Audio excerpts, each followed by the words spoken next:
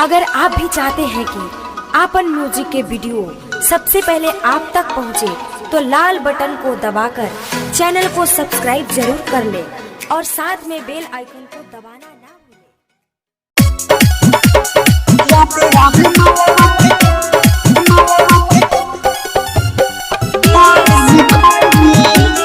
संगीत recording studio Bakhri बाजार।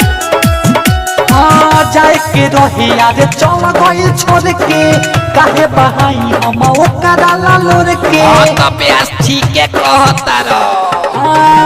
जाए के रही तो चल गई छोड़ के काहे बहाई हम ओकरा लालोर के ऊपर चक्कर में हम घर से पिटई। अरे प्यासी बात साथो काजी दिया वे मालावा के खाले निखो। अरे जाए तो प्यास कैंसर हो जाई।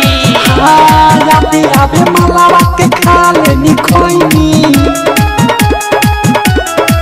हाँ तो प्यास हमने पहले ही आपको मना किया था कि रोग भयंकर होता है, लेकिन आप माने नहीं।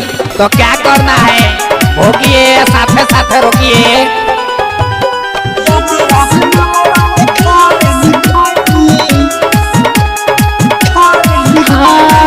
कोई बाद बहुते पैसा रुपया भइल ना हमारे तो बन गइल कसैया। अरे प्यास सब सिस्टम में वैसा होता है।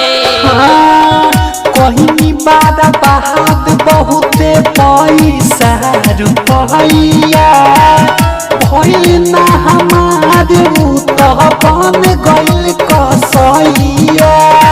मानना बात हम बहुते भूलनी। अरे प्यास जाए तो लोर गिर जाई। याद आवे मालावा के खाले निखोई। अरे जिया हो जिया हमरो याद आवता कुछ। याद आवे मालावा के खाले निखोई। अरे प्यास मैंने बोला था ना कि ये बेदर्दी जमाना है, लेकिन तुमने मेरा बात नहीं माना। तो लोग पछताओ बाबू, ये दुनिया बड़ा जालिम है। आय हाय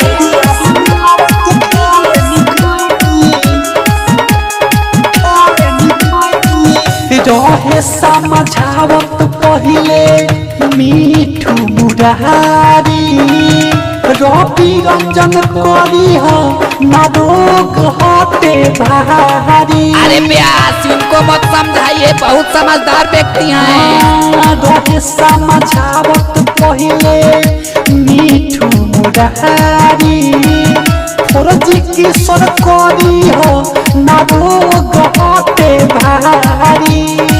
रामू के साथे साथे बहुते घुमैनी। हाँ प्यास वो बहुत बड़का लमेरिया का परसेंट है। याद आवे मालावा के खाले निखोई। ना प्यास ना तंबाकू चलने वाला है।